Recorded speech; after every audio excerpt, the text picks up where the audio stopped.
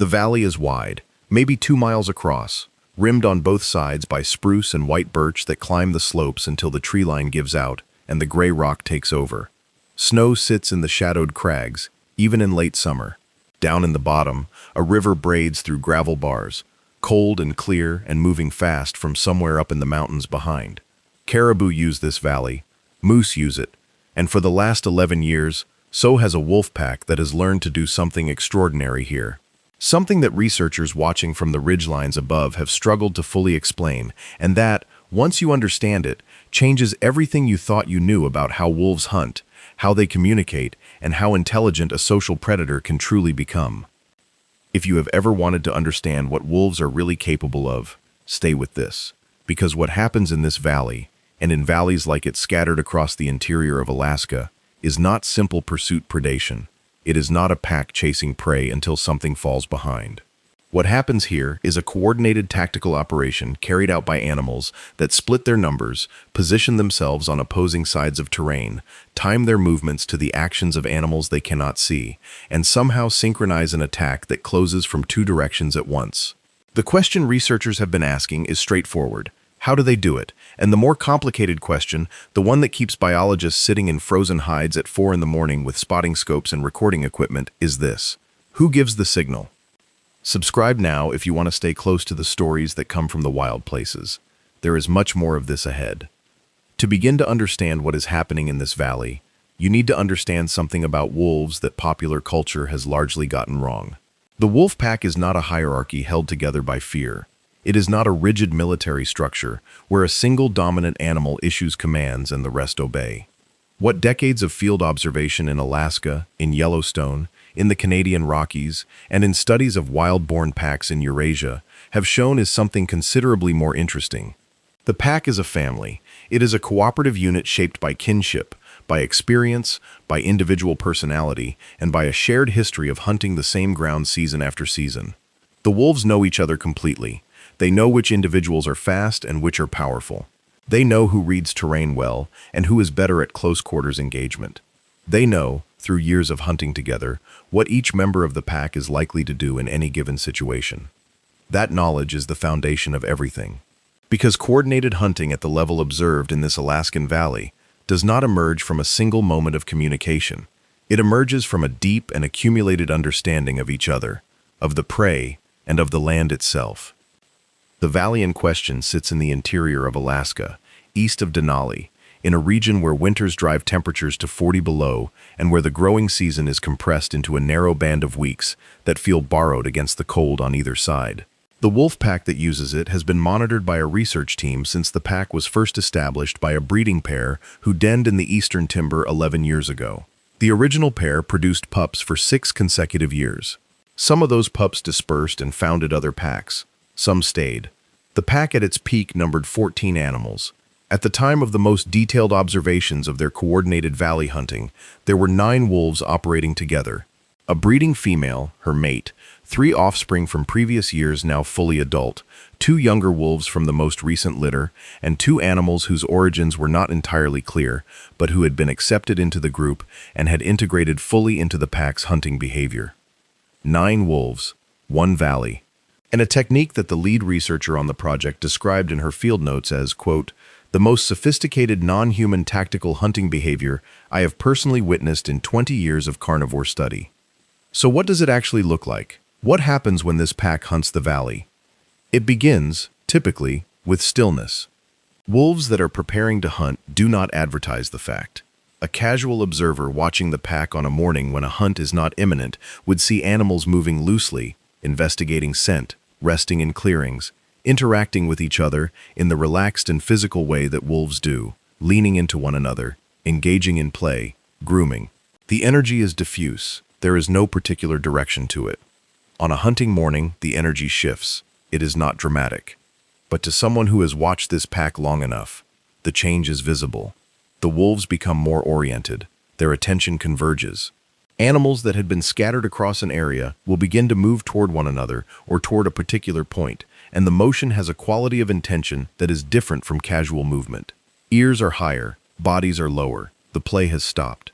What happens next depends entirely on what the pack knows about where the prey is. And this is where it becomes necessary to talk about wolf intelligence in a way that goes beyond the general acknowledgement that wolves are smart. Because the kind of hunting this pack performs in the valley requires, at minimum, a mental representation of space. The wolves need to know, in some functional sense, where they are, where the prey is, and where other members of the pack are, even when they cannot see them. They need to be able to anticipate where prey will move when pressure is applied, and they need to be able to hold a plan across time and distance.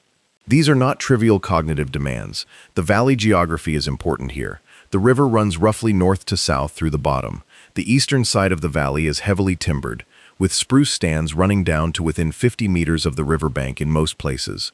The western side is more open, with willow scrub along the water giving way to a long slope of mixed grasses and dwarf birch that extends up toward the rock faces. The caribou that use this valley tend to move along the western slope when they are feeding, because the vegetation there is richer and more accessible in the shoulder seasons. But when they are spooked, when something comes at them from the west, their instinct is to move east, toward the timber on the opposite bank. The timber feels like cover. It is, in fact, a funnel. The wolves know this, not abstractly. They know it in the way that any predator knows its hunting ground after years of working it. The eastern timber is where ambush animals can hold and wait. The western slope is where the drive begins. The river in the middle is a barrier that slows prey, forces a crossing, costs them energy and traction. The geometry of this valley, if you are a wolf that has hunted here dozens of times, is a set of tactical possibilities that are simply part of how you perceive the space. Here is what the researchers documented in what became the most closely studied hunt in their project records. It was early October. The ground was frozen at night and thawing slowly through the middle of the day. A group of 19 caribou, a mixed group of cows and younger animals, had moved into the western end of the valley from the north, and were feeding along the slope on the western side, working their way southward. The wolves had located them. The researchers believe the pack had been aware of the caribou's presence in the valley for at least 18 hours before the hunt began, likely through scent carried on a northerly wind down the valley floor. On the morning of the hunt, the pack split.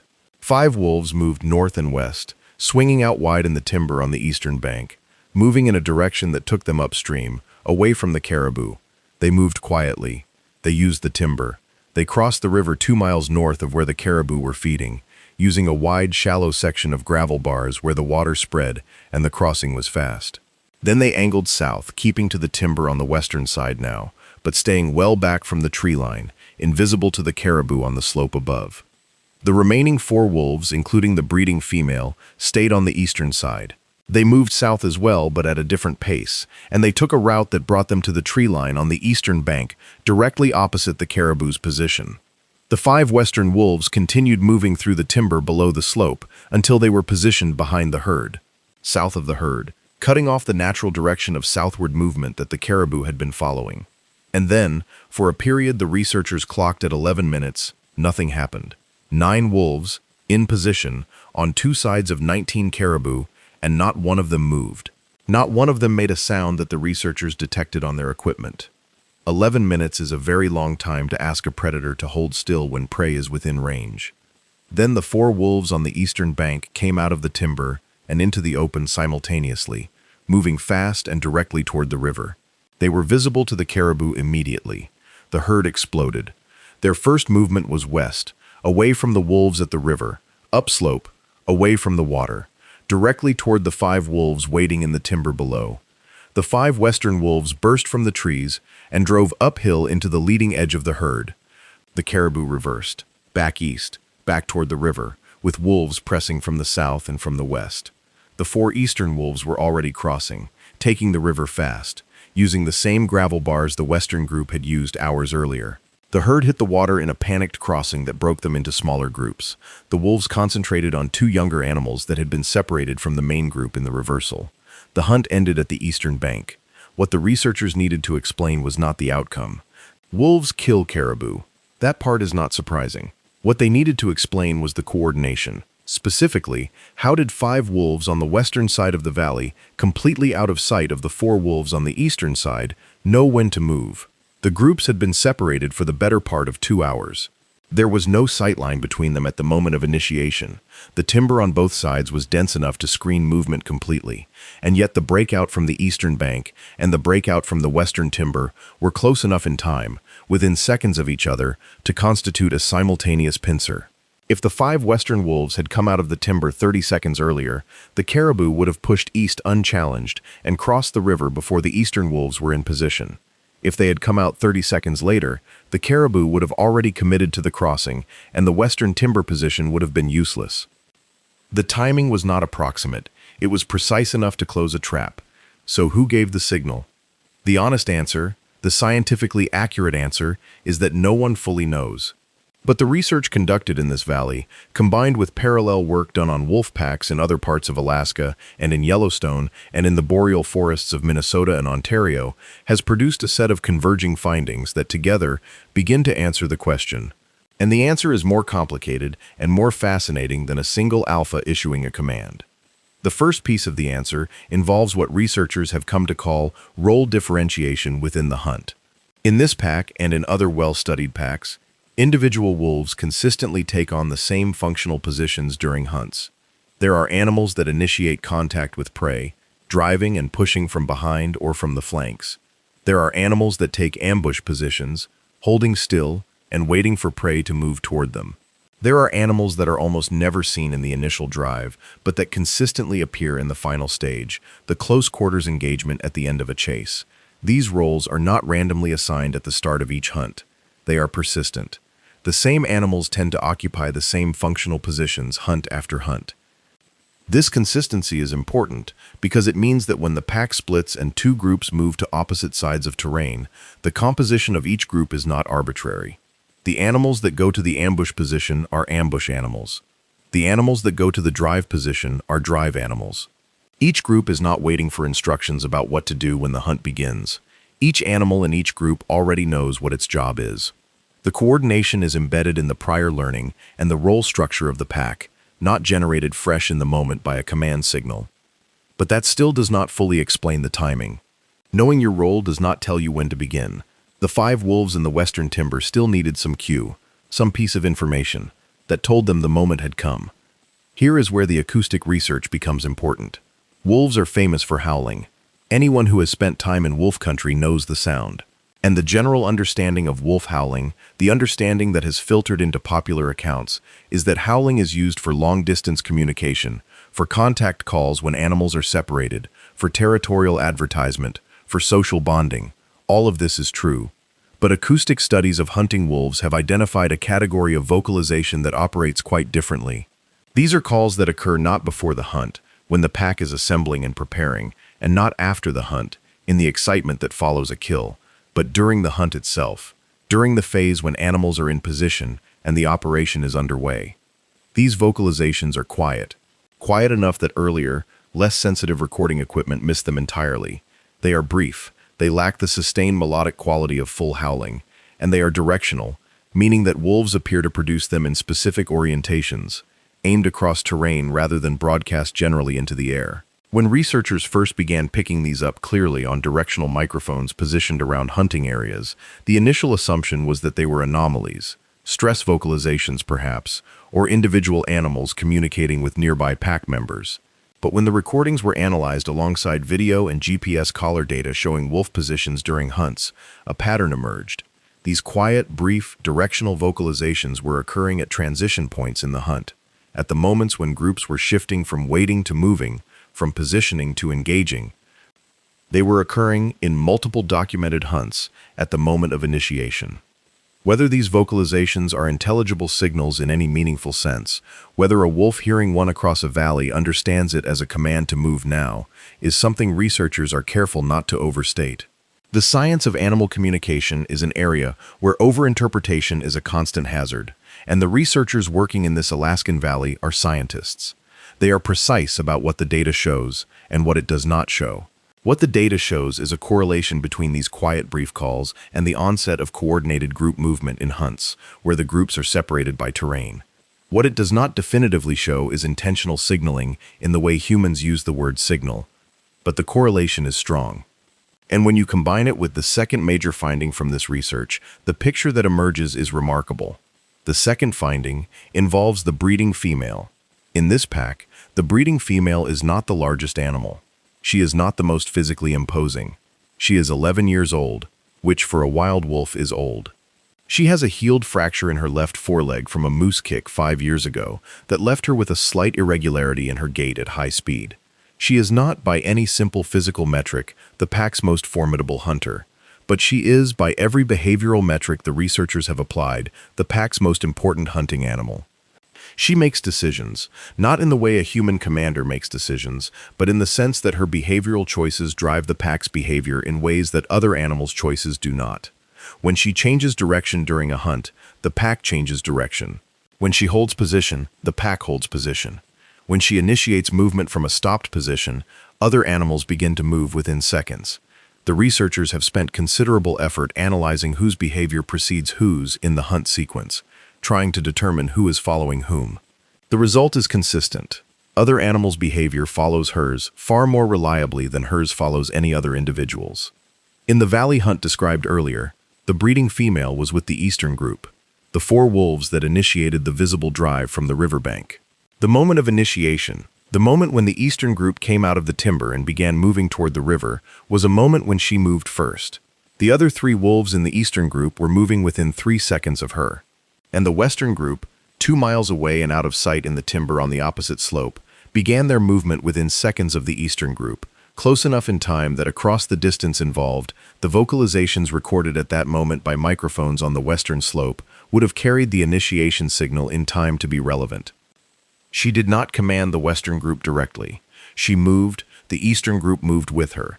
The movement on the eastern side produced cues that the western group responded to. Whether those cues were the quiet vocalizations, or sounds of movement, or something else the researchers have not yet fully characterized, the western group moved at the right moment. This is not a single leader issuing a single command. It is something more interesting. It is a distributed intelligence.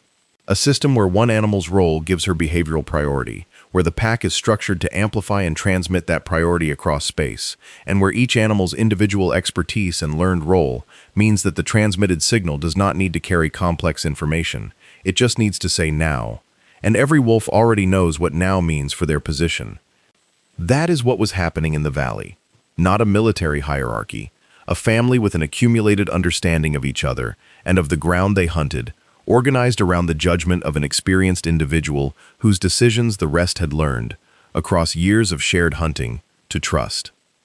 The prey selection question is closely linked to all of this and deserves its own examination, because the wolves are not hunting indiscriminately, they are choosing, and the choices they make reveal another layer of sophistication.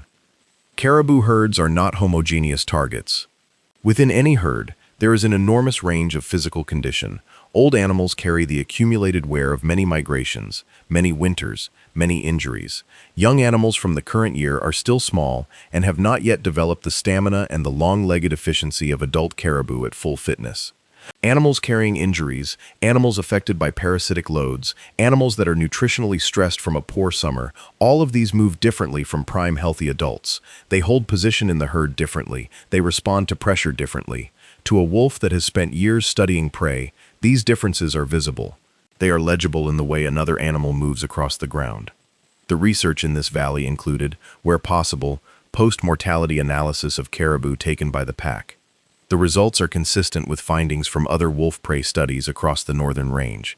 The animals taken were disproportionately older, injured, or physically compromised in some way that was not always visible to human observers at distance, but that the wolves had apparently identified before the hunt began. In several documented hunts, the wolves were watched approaching a herd, engaging briefly, and then apparently shifting attention toward a specific individual before the main drive began. Whether this represents target selection in a deliberate planning sense, or whether it reflects the wolves' perceptual system continually processing movement cues that draw attention toward the most vulnerable animal, is again something the researchers are careful about overstating. But the pattern is real. These wolves are not simply chasing whatever runs. They are hunting specific animals. And the coordination of the valley technique, the opposite side positioning, the pincer approach, serves this selective function as well. A panicking herd that has wolves appearing from two directions simultaneously will fragment. Animals that are already running less efficiently, already slower to turn, already losing ground in the scramble, will fall behind the main mass of the herd. The coordination is not just about making a kill. It is about making the right kill. It is about using terrain and panic and the geometrical pressure of a two-sided attack to separate the most vulnerable individual from the protection of the group. This is efficiency. This is a hunting strategy refined over years by animals that pay a physical cost every time a hunt fails or produces injury. A wolf killed or badly injured by a moose or a caribou doe leaves fewer survivors to feed the pack and fewer breeders to sustain the family. The pressure to be precise, to be effective, and to minimize the risk of injury is constant and real. The sophistication of the Valley technique is not incidental to this pressure. It is a direct response to it. The terrain learning aspect of this behavior is something that researchers are only beginning to fully appreciate. For a long time, the conventional view of wolf range use was essentially energetic. Wolves ranged across large territories because prey was sparse and mobile, and finding it required covering ground. The territory was, in this view, primarily a resource tracking adaptation. The wolves went where the prey was. That is true as far as it goes. But what the long-term monitoring of packs like this one reveals is a layer of territorial knowledge that goes well beyond locating prey. These wolves know their territory the way a person might know a town they have lived in for years. They know the crossing points, the bottlenecks, the areas where prey tends to concentrate under particular wind conditions, the slopes that funnel movement, the river sections that are crossable quickly, and the sections that are not. This accumulated spatial knowledge is not abstract. It is encoded in the behavioral repertoire of the pack, and it is transmitted, at least partly, through the learning that younger wolves acquire by hunting alongside experienced adults. The two younger wolves in this pack, from the most recent litter, had been present for hunts in the valley before the documented October coordination. They had not been initiators, they had been followers, positioned where the older animals positioned them, moving when the older animals moved.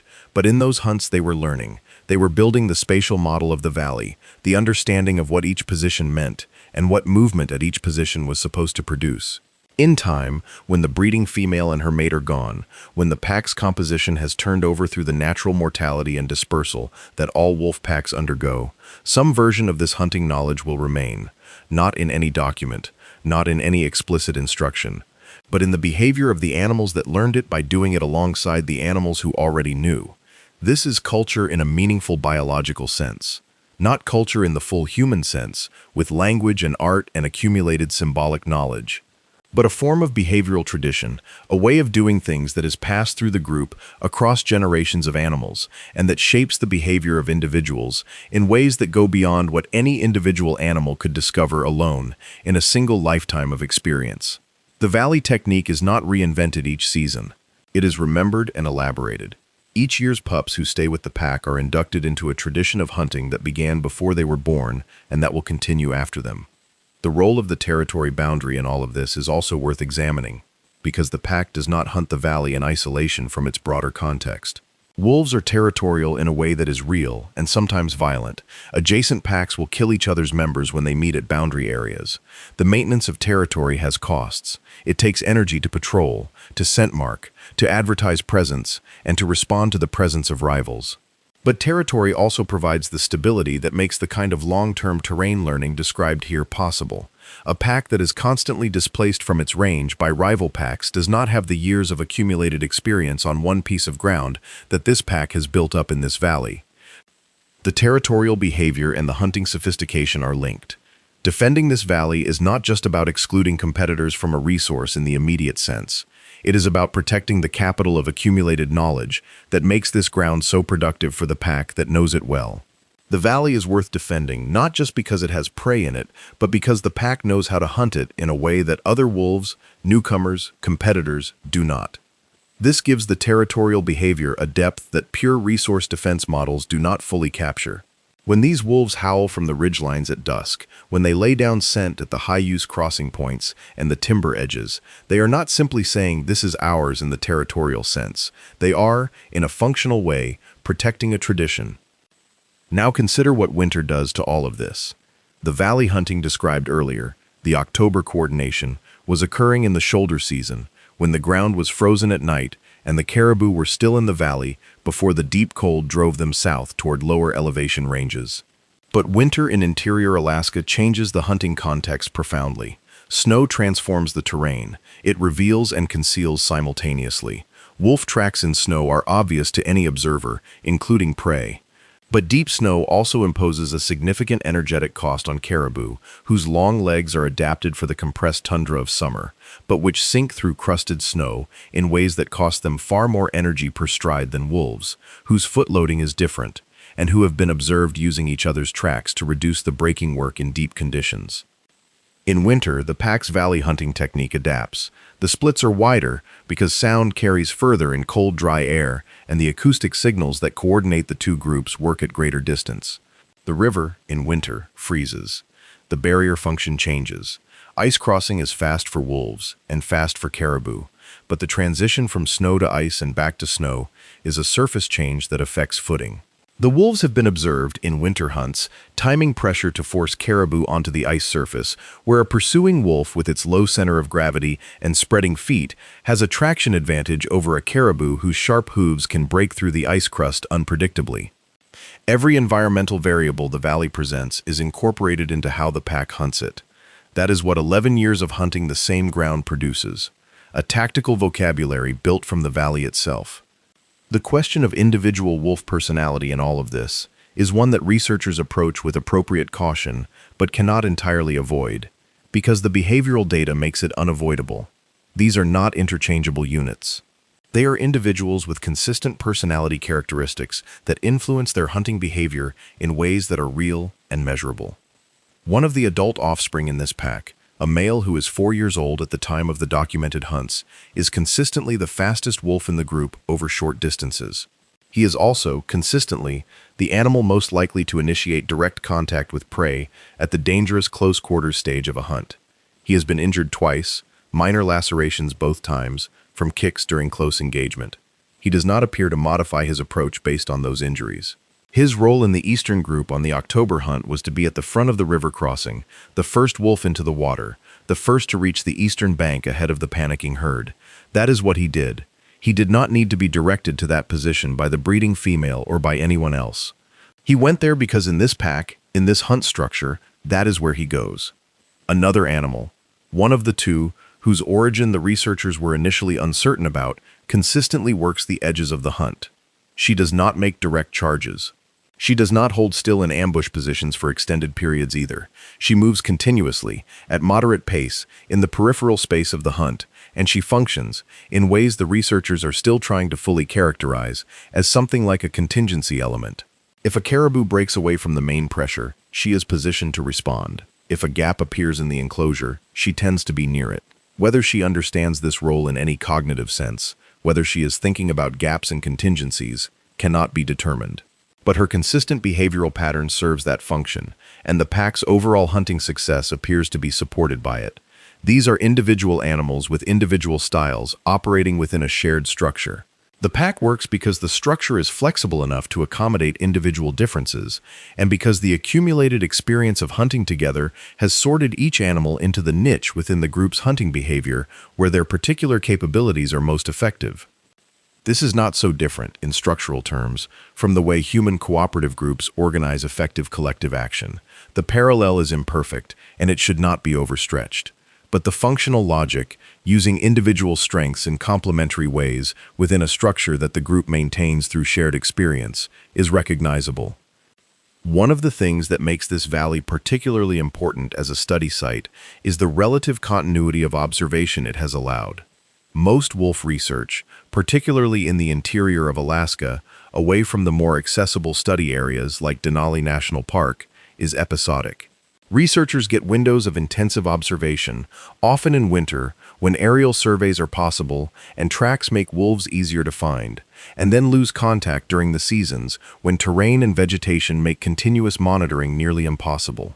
This pack has been monitored more consistently than most, through a combination of GPS collar data, camera traps at key points in the valley, acoustic monitoring equipment positioned at the river crossing and the main treeline edges, and a dedicated field team that has spent extended periods in observation hides on the valley ridgelines. The continuity matters because the behaviors described here are not dramatic single events that announce themselves clearly.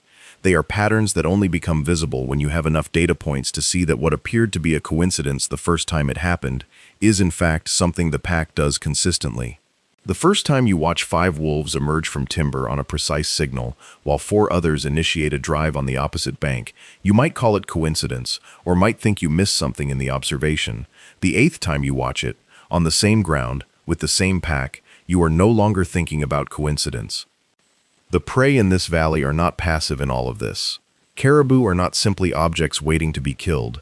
They are animals with their own behavioral intelligence, their own experience of predation pressure, and their own responses to the specific conditions this valley creates. Adult caribou that have survived multiple winters in wolf-occupied range are not naive. They are alert. They know wolf scent. They know the behavioral indicators of wolf presence. They know, in the way prey animals know such things, that timber edges conceal, and that open ground gives them the speed advantage their long legs are built to exploit. The Wolves Valley technique is effective precisely because it exploits the caribou's own intelligence against them. The caribou in the open, on the western slope, see wolves coming at the river. They know that moving west toward the timber feels safer than staying in the open. Their experience-based understanding of predation tells them that cover is refuge. The wolves have learned, through years of hunting this valley, that this is what the caribou will do. The trap is baited with the caribou's own intelligence. The cover is the trap. This is an arms race. The caribou that survived previous encounters with this pack bring their own experience into each new interaction. Some researchers believe that prey animals in long-term predator contact develop herd-level behavioral responses, not genetic adaptations, but learned behavioral traditions similar in some ways to the hunting traditions of the wolves, shared through the herd's social structure. If caribou that have survived encounters with the valley technique pass behavioral wariness about the western timber onto younger animals through their own movement choices and alarm responses, the prey population is, across time, getting harder to hunt with this specific technique. Whether the wolves then adapt is a question that will require more years of observation to answer, but it is the right question to ask. And the fact that it is the right question tells you something about how far the behavioral ecology of this valley extends. It is not wolves hunting caribou. It is 2 populations of highly intelligent social animals engaged in a long-term behavioral dialogue across the terrain of a single Alaskan valley, each shaping the other, each adapting to the adaptations of the other, each generation of both species inheriting not just genetics but a behavioral landscape shaped by the interactions of the generations before them. The howling matters here in a way that has not been fully described yet.